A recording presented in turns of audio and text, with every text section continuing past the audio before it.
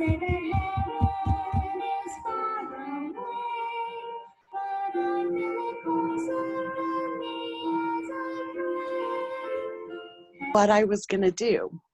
Well, last fall, I had found a piece of property that I just dearly loved, and I was going to buy it. And so I called a realtor, and I said to the realtor, let's get an offer in on this place. I don't want to lose it. And he said, okay, and hung up. And not 2 seconds later, he called me back, and he says, well, before I do that, first I have a house you need to look at. Well, truthfully, I had no desire to look at a house. But something made me say yes. I said, okay, fine, I'll look at the house, whatever. So I came out and looked at the house we live in now, and I didn't like it. Had no desire to buy it. It wasn't what I wanted. It was nothing like what I wanted. And walked out the door and knew without a doubt that I was supposed to buy this house. And still just did not want it. So I thought, okay, fine, I'll put it off till tonight, go home and pray about it. Still knew I was supposed to buy the house, but I thought, man, surely I'm wrong. So I went home that night and put it off all evening, and finally I crawled into bed and remembered, I said I'd pray about this tonight. Really, this is my attitude. I'm not trying to be. And so got on my knees and couldn't even get the words out before I said, okay, Heavenly Father, I'll buy the house. And I did. I did what he asked me to do, even though this house is beautiful and I love it now. I really have grown to love it. It's perfect for us. But at the time, it wasn't what I wanted.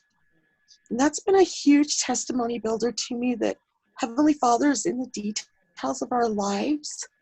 He cares about us. He knows so much better what we need than what we do.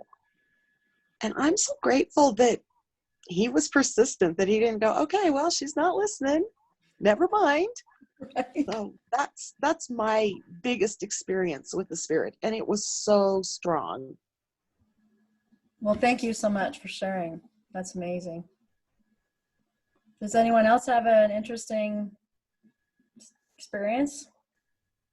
Whenever I read this over, I really liked the definition he gave for hearken, is that you listen and then you do it. And I guess my little story would be, whenever we were supposed to move here, I lived in Sidney, Montana, and Cherise had come here to go to school.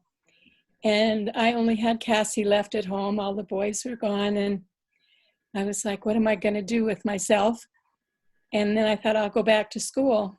So I checked on the school in Glendive, Montana. And winters up there, you don't want to travel, but I was willing to do it. And on my back from Glendive, I can tell you exactly where I was, and the Spirit said, you go to Pell, Wyoming. And I thought, I didn't want to interrupt Sharice's chance to be on her own. And so I called and talked to her about it, and she says, oh yeah, come here, move here. And so I moved here, and without giving a lot of details, it literally saved my life, because what was happening in Sidney was about to kill me. So this was a blessing to be here. Wow. Thank you. Would anyone else like to share? Okay. Now the other, let's see, I gotta share my screen here. Okay. So the other thing that we need to do is we need to heed the prophets, seers, and revelators. So we've been fortunate that we actually have had conference here recently.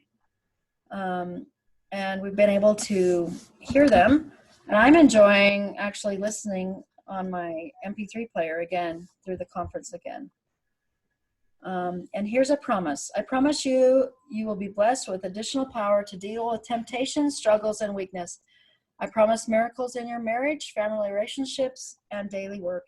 And I promise that your capacity to feel joy will increase, even if turbulence increases in your life. So we need to listen. Then at the very end, he actually gave the proclamation, the restoration of the fullness of the gospel. So they were contemplating what to do about the 200th anniversary, and they decided to give another proclamation to the world. And so I read through this proclamation and kind of summed it up in my head, what this is all about.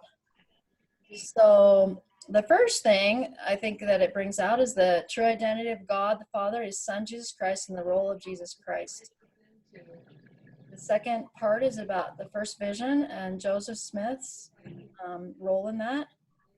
The restoration, that the church was restored again on the earth, that there was an apostasy, but now the church is here again.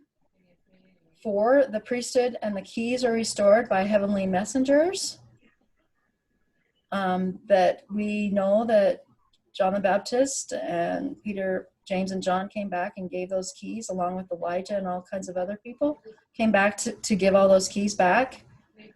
The Book of Mormon as another witness of Jesus Christ and all the lessons that we learn there. That this is the restored church with apostles and prophets. That the gathering of Israel is happening right now. That we have continued revelation through the prophets. And that if anyone wants to, they can gain their own testimony of the truthfulness of all these things. And this proclamation is very bold to the world. And we're not hiding anything. And we want everyone to join with us to know that the church is true. And then he actually recorded it as he was talking in the Grove. He went to the Grove. And isn't he a wonderful man?